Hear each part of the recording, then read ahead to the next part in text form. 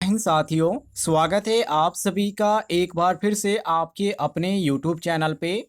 पिछली वीडियो में मैंने आपको 1 से लेकर 40 तक क्वेश्चन बताया था और ये question ITI second year electrician trade का था। यदि आप भी ITI सेकेंड ईयर के छात्र हैं और आपने पिछली वीडियो नहीं देखी है तो चैनल पे अपलोड है, वहाँ से आप देख सकते हैं। तो चलिए साथियों, आज का क्वेश्चन शुरू करते हैं क्वेश्चन नंबर 41 से, जिसमें पहला क्वेश्चन पूछा जा रहा है कि हाउस वायरिंग के लिए सामान्यतः कौन सी वायरिंग प्रणाली उपयुक्त होती है।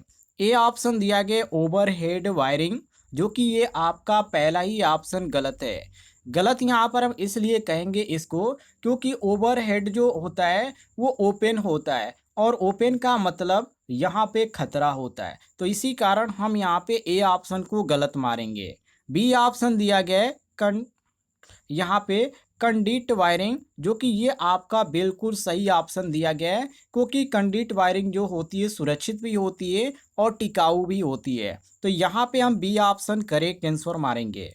सी ऑप्शन दिया गया बैटन वायरिंग, तो ये भी बिल्कुल गलत है। यहाँ पे हम गलत इसलिए यहाँ पे कह रहे हैं क्योंकि बहुत ही पुरानी प्रणाली है और इसका उपयोग नहीं किया जाता है इस समय, और इसी कारण हम यहाँ पे सी ऑप्शन गलत मारेंगे। डी ऑप्शन है नॉब और ट्यूब वायरिंग, तो ये भी आपका पुराने समय की तकनीक है। पुराने समय में इस वायरिंग का उपयोग किया जाता था, लेकिन इस समय जो ज़्यादातर प्रचलित है और जो सामान्य है वो आपकी कंडक्ट वायरिंग है, जो कि यहाँ पे आपको बी ऑप्शन में देखने को मिल जाता है। क्लियर हो गया साथियों, आगे बढ़ते हैं। आगे सवाल में पूछा जा रहा है कि अगर 1 किलोवाट बराबर, यहाँ पे क्वेश्चन मार्क है, हार्स पावर होगा, मतलब कि 1 किलोवाट बराबर कितना हार्स पावर होगा।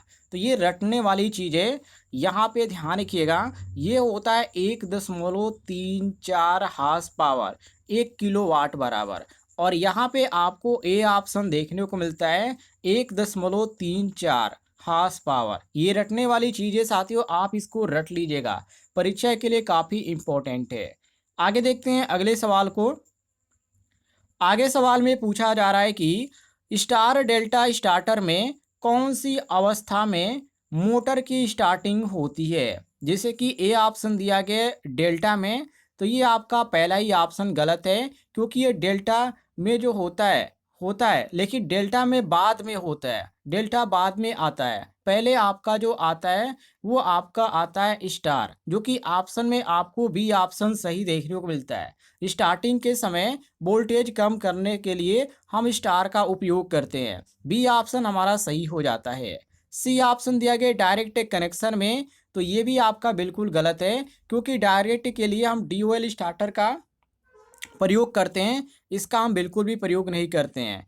और यहाँ पे डी ऑप्शन दिया गया DOL से, तो ये अलग यहाँ पे स्टार्टर होता है, ये ध्यान रखिएगा, इसके लिए हम अलग स्टार्टर का उपयोग करते हैं। तो सही जो ऑप्शन होगा हमारा ऑप्शन नंबर बी होगा, बिल्कुल करेक्ट आंसर। आगे देखते हैं अगले सवाल को। सवाल नंबर 44 को देखिए। इसमें साथियों पूछा जा रहा है कि सबसे अच्छा कंडक्टर कौन सा है। जैसे कि ए ऑप्शन दिया गया आयरन, तो आयरन भी यहाँ पे दिया गया, एल्युमिनियम भी दिया गया, कॉपर भी दिया गया, सिल्वर भी दिया गया। देखिए यहाँ पे हम सिल्वर बिल्कुल सही मारेंगे क्योंकि लोहा, एल्युमिनियम और कॉपर से जो बेहतरीन कंडक्टर माना जाता है वो सिल्वर माना जाता है सबसे अच्छा। कॉपर को भी यहाँ पे हम सही मारते हैं, लेकिन सिल्वर यहाँ पे ऑप्शन नहीं दिया होता तो हम कॉपर को सही मारते हैं। ये भी कंडक्टर के रूप में उपयोग किया जाता है, लेकिन बहुत ही अच्छा की यदि बात किया जाए तो ये सिल्वर आता है, इसी कारण हम यहाँ पे डी ऑप्शन करेक्ट आंसर मारेंगे। क्लियर हो गया साथियों, आगे बढ़ते हैं। आगे देखते हैं अगले सवाल को।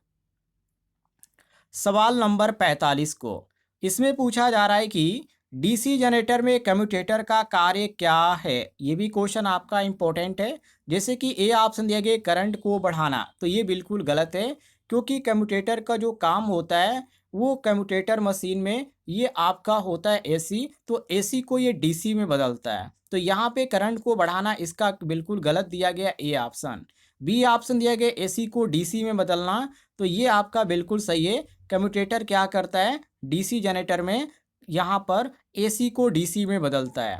बी ऑप्शन आपका सही हो जाएगा। सी ऑप्शन दिया गया ब्रश को पकड़ना, तो तो ये बिल्कुल गलत है, क्योंकि ब्रश जो होता है वो कम्यूटेटर को यहाँ पे बिल्कुल भी यहाँ पे टच नहीं करता है और न ही इसे पकड़ता है। तो ये आपका गलत हो जाता है सी ऑप्शन। डी ऑप्शन दिए गए वोल्टेज को नियंत्रित करना, तो ये भी बिल्कुल गलत है। वोल्टेज को नियंत्रित करने का काम करता है रेगुलेटर, न कि यहाँ पे कम्यूटेटर करता है। तो इसी कारण हम डी ऑप्शन को गलत मारेंगे। सही ऑप्शन होगा ऑप्शन नंबर बी। सभी लोग मिला लीजिएगा। आगे देखते हैं अगले सवाल को। अगले सवाल में पूछा जा रहा है कि एक ट्रांसफार्मर का आउटपुट वोल्टेज बढ़ाने के लिए क्या करना होगा। तो साथियों, यदि आउटपुट बढ़ाने की बात किया जा रहा है तो उसमें हम क्या करेंगे, जो सेकेंडरी टर्न होगा उसकी संख्या हम बढ़ाएंगे। मतलब सेकेंडरी का टर्न हम बढ़ाएंगे तो आउटपुट वोल्टेज भी हमें ज़्यादा मिलेगा। तो हमारा बी ऑप्शन यहाँ पे सही होगा। बाकी यहाँ पे ए ऑप्शन देंगे प्राइमरी टर्न बढ़ाना, तो ये बिल्कुल गलत है। यदि आप प्राइमरी टर्न बढ़ाते हैं और सेकेंडरी कम करते हैं तो उस समय आउटपुट घटेगा। इसी कारण हम ए ऑप्शन गलत मारेंगे। सी ऑप्शन दिया गया कोर को छोटा करना, तो ये भी बिल्कुल गलत है। कोर को आप छोटा करें या बड़ा करें, इस पे कोई भी प्रभाव नहीं पड़ता है। तो इसी कारण हम सी ऑप्शन को गलत मारेंगे।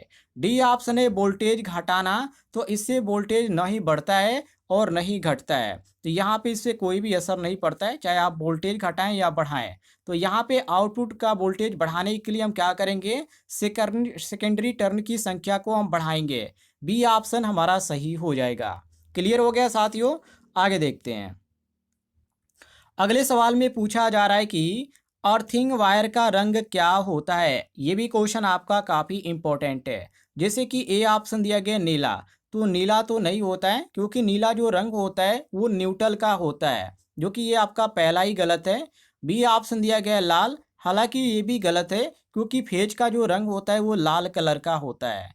और यहाँ पे दिया गया सी ऑप्शन पीला और हरा, तो पीला हरा अर्थिंग वायर का होता है। और क्वेश्चन में भी हमसे अर्थिंग वायर का ही पूछा जा रहा है, तो पीला और हरा हम यहाँ पे सही मारेंगे।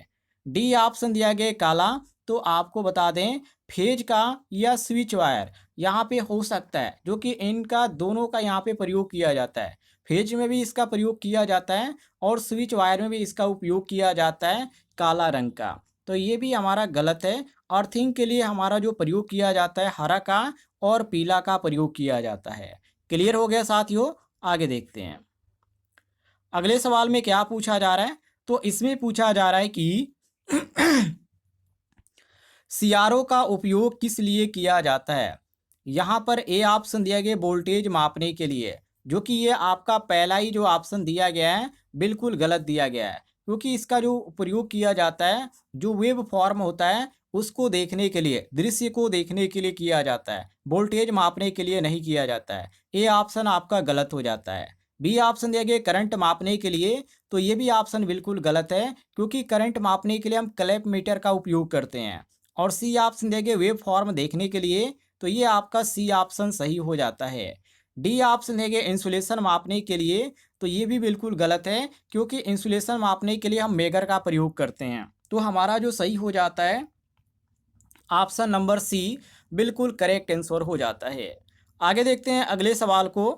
अगले सवाल में पूछा जा रहा है कि कौन सा इंस्ट्रूमेंट केवल एसी में प्रयोग होता है। जैसे कि ए ऑप्शन दिया गया मल्टीमीटर, तो मल्टीमीटर का जो प्रयोग किया जाता है वो एसी और डीसी दोनों में यहाँ पे प्रयोग किया जाता है। तो ये आपका पहला ही ऑप्शन है, क्योंकि यहाँ पे केवल एसी में पूछा गया है। और बी ऑप्शन दिया गया है डिजिटल मल्टीमीटर, तो ये भी बिल्कुल यहाँ पे गलत है, क्योंकि डिजिटल जो मल्टीमीटर होता है वो वोल्ट मीटर भी यहाँ पे माप सकता है, ये ध्यान रखिएगा। और यहाँ पे सी ऑप्शन दिया गया क्लैप मीटर, तो ये भी बिल्कुल गलत है, क्योंकि क्लैप मीटर जो होता है एसी करंट भी माप सकता है और डीसी भी माप सकता है। तो इसी कारण ये हमारा सी भी गलत हो जाता है। और डी ऑप्शन दिया गया आरएमएस मीटर, तो ये बिल्कुल सही है, क्योंकि आरएमएस मीटर जो होता है वो केवल एसी सिग्नल की यहाँ पे रीडिंग करता है। तो हम यहाँ पे डी ऑप्शन करेक्ट आंसर मारेंगे। क्लियर हो गया साथियों। डी ऑप्शन हमारा सही ऑप्शन हो जाएगा। आगे बढ़ते हैं अगले सवाल को। अगले सवाल को देखिए। इसमें पूछा जा रहा है कि एक ट्रांसफार्मर में कौन सा लॉस फ्रीक्वेंसी पे निर्भर करता है। तो फ्रीक्वेंसी पे जो निर्भर करता है वो केवल एक ही लॉस है, और उसको बोला जाता है आयरन लॉस। और आयरन लॉस जो देखने को मिलता है वो आपको ऑप्शन में बी देखने को मिलता है। बाकी यहाँ पे ए ऑप्शन भी दिया गया है कॉपर लॉस, तो कॉपर लॉस जो होता है वो करंट पे निर्भर करता है, तो ये आपका पहला ऑप्शन गलत इसी कारण है। और सी ऑप्शन दिया गया वाइंडिंग लॉस, तो ये भी बिल्कुल गलत है क्योंकि ये भी करंट पर ही निर्भर करता है वाइंडिंग लॉस। और यहाँ पे दिया गया स्ट्रे कैपेसिटिव लॉस, तो ये भी यहाँ पे बिल्कुल गलत है क्योंकि साथियों ये जो लॉस होता है ये यहाँ पे कुछ खास नहीं माना जाता इसको, तो इसको आप छोड़ दीजिए। यहाँ पे जो आपका सही होगा वो आपका ऑप्शन नंबर बी सही होगा, ध्यान रखिएगा। अगले सवाल की ओर बढ़ते हैं। आगे देखिए आगे क्या पूछा जा रहा है। तो आगे पूछा जा रहा है कि एक परिपथ में शॉर्ट सर्किट होने पर करंट का व्यवहार कैसा होता है। मान लीजिए कोई परिपथ है और उसमें शॉर्ट सर्किट होता है, तो उस समय जो करंट पे प्रभाव पड़ेगा वो क्या पड़ेगा, तो उस समय करंट जो होता है बढ़ जाता है, जो कि यहाँ पे पहला ही ऑप्शन देखने को मिल रहा है। ये ऑप्शन आपका सही हो जाएगा क्योंकि जब करंट बढ़ेगा तो रेजिस्टेंस कम होगा, तो जब यहाँ पे साथियों शॉर्ट सर्किट होता है तो करंट जो होता है वो बढ़ जाता है क्योंकि उस समय रेजिस्टेंस जो होता है वो कम होने लगता है, ये ध्यान रखिएगा। ए ऑप्शन आपका सही हो जाएगा। बी ऑप्शन दिया गया है करंट यहाँ पे दिया गया घट जाएगा, तो ये बिल्कुल गलत है क्योंकि घटने का कोई कारण ही नहीं है। और यहाँ पे दिया गया नहीं बदलता है, तो ये तो ऐसा ही गलत है। और डी ऑप्शन दिया गया बंद हो जाएगा, तो ऐसा बिल्कुल भी नहीं होता है। तो हमारा ए ऑप्शन बिल्कुल सही हो जाता है, बढ़ जाता है। क्लियर हो गया साथियों, ऑप्शन ए हमारा सही हो जाएगा। आगे बढ़ते हैं अगले सवाल को देखिए। आगे पूछा जा रहा है कि स्टेटर वाइंडिंग में किस प्रकार का करंट प्रवाहित होता है। जैसे कि ए ऑप्शन दिया गया डीसी, तो आपको बता दें इसमें जो प्रवाहित होता है वो एसी प्रवाहित होता है, न कि डीसी प्रवाहित होता है, तो इसी कारण पहला ही ऑप्शन गलत है। और यहाँ पे रेक्टिफाइड दिया गया है, तो बी ऑप्शन भी गलत है क्योंकि यहाँ पे रेक्टिफाइड जो होता है ये डीसी होता है, तो ये हमारा गलत है। और यहाँ पे सी ऑप्शन दिया गया एसी, तो ये आपका बिल्कुल सही है क्योंकि 3 फेज में जो होता है एसी ही दिया जाता है स्टेटर को, ये इसी कारण हमारा सी ऑप्शन सही हो जाता है। और डी ऑप्शन दिया गया फ्लक्चुएटिंग, तो ये भी आपका बिल्कुल गलत है क्योंकि ये स्पष्ट तो है ही नहीं कि ये क्या कहा जा रहा है, तो हम यहाँ पे मारेंगे ऑप्शन नंबर सी, बिल्कुल करेक्ट आंसर। आगे देखते हैं अगले सवाल को।